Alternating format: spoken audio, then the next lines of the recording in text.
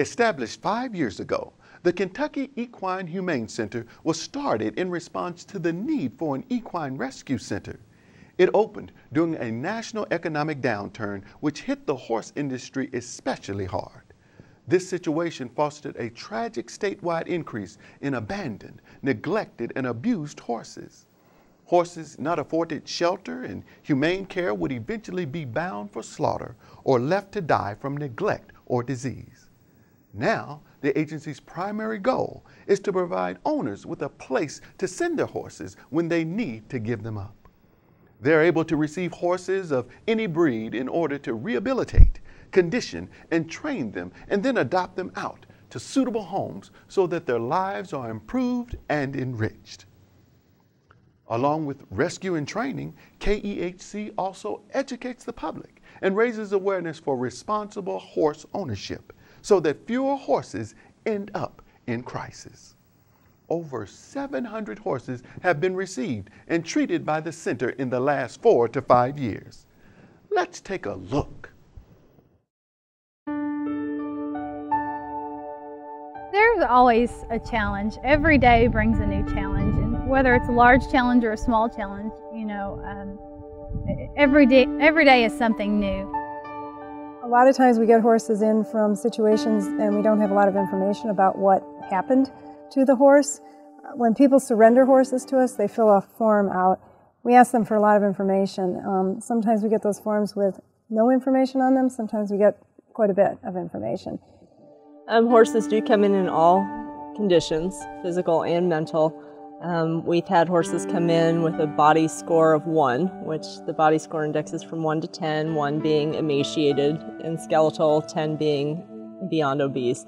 Oftentimes when they come in very thin and skeletal like that, they have other illnesses or skin conditions that kind of go with being nutritionally deprived. As soon as they arrive, no matter their body condition, we have a vet come in and look at them, and they assess them as far as their physical condition, their soundness, whether they have lameness issues. And then once they're physically in shape, then we start addressing their training issues. Because training is very important. If the horse is qualified to do a specific job, it's easier to place them in a home. Right. So that's crucial for us. As a board member, it's kind of our responsibility to make sure that this place is going to be here, tomorrow to care for these horses. What people kind of don't realize sometimes is a lot of the horses that come here are not necessarily unwanted, but they're just in not so wonderful situations necessarily. And so what they try to do here is give these people an option to do the right thing and take responsibility for their horses. For example, I have a client that recently has figured out that she was terminally ill. And her number one priority was, what is going to happen to my horses? And so we talked about it with her, and we said, the Humane Center is an option if you want to see if they can adopt some of these guys out. So she actually did bring a couple of these horses here, which we're currently trying to find homes for. But for her, it wasn't about the money at all, but it had everything to do with her peace of mind. And I feel very good being involved in an organization that could provide that for her. So every horse is different, and when people adopt these horses, we tell them that all of these horses are going to be trained to some kind of riding level, but that they should look at this as a project.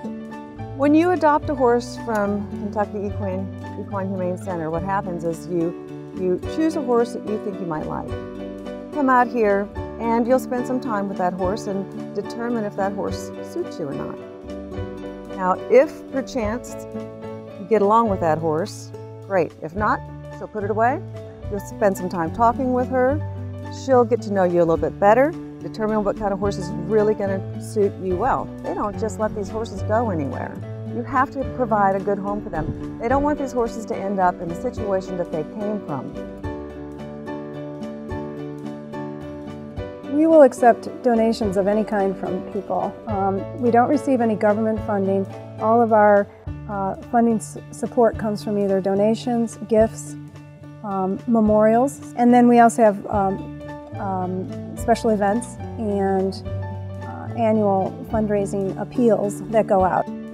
The main areas that you'll see problems with these horses, we're trying to help in that way is by supplying products to them. So one of our products, Mass Builders, is we donate there to help them put on weight and help the undernourished horses hopefully gain some weight back.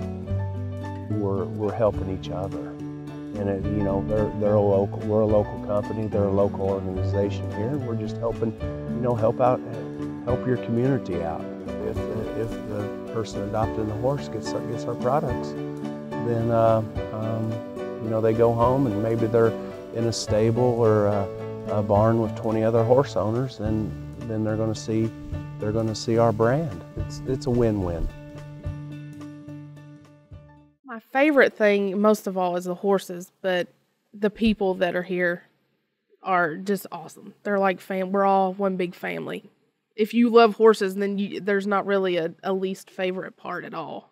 If somebody needs help, we all help each other, so we work like a family out here, and it works well for the horses too. Everybody's here for the same purpose, which is to help them. Look at how many horses are here and tell me where they would be if they weren't here. I have no idea where they'd be if this place weren't here. I think that you'd see some of these poor horses starving in a field, so I have no idea where they want to be, where they would be. I wouldn't want to think about it.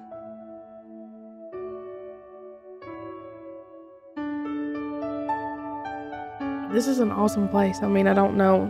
I wish more people knew about it to help out. All these horses need homes.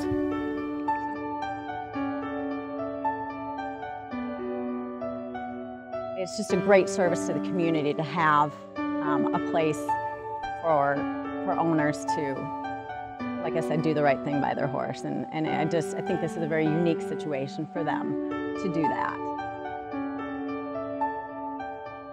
You can come out here, get a horse, and make it into what you want. I think you can get just about anything you want out here.